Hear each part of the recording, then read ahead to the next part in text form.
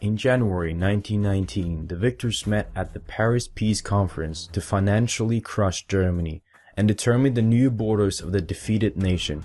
Germany was not even invited and would not have any say in the final decisions, as the globalists ripped Germany to pieces. The conference also created the basis for a future world government, the League of Nations. The Zionist delegation that was present, that had brought America into the war, also made sure that former Arab territories of the Ottoman Empire were separated from Turkish rule and broken up into small states so that Palestine could become a British protectorate. The Jews then claimed to a piece of Palestine guaranteed by the League of Nations, exactly as Herzl had predicted in 1887. Out of the Paris Peace Conference came the brutal and notorious Treaty of Versailles on 20th of June 1919 and the Treaty of Saint-Germain on 20th of September the same year. Even liberal historians recognize the evil of the treaty today.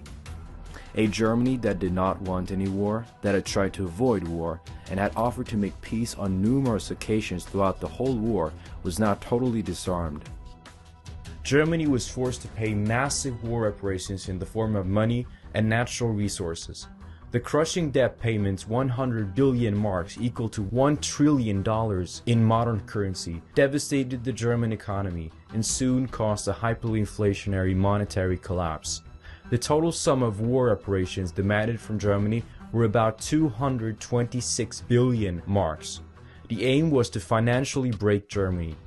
John Maynard Keynes predicted that these harsh reparations would lead to the financial collapse of Germany. Germany's armed forces were restricted to 100,000 men, intended solely for police duties within the country, and conscription was prohibited. All German colonies were taken away from her. The same thing happened with a number of German areas in Europe.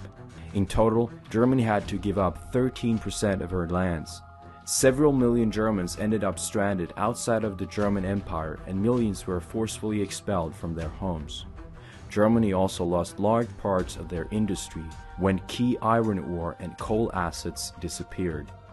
The industrial German Rhineland would be occupied by French troops for 15 years. The Treaty of Versailles was a devastating peace treaty for Germany. But the agreement also had serious economic consequences not only for Germany, but also for Europe and the world, as Germany was such an important brick in the world economy. The treaty contained 440 clauses. 414 out of them were specifically dedicated to punishing Germany for a war that the nation was totally innocent of. In the Times 1919, Winston Churchill expressed the ultimate goal of the treaty. Should Germany do business again in the next 50 years, we have led this war in vain.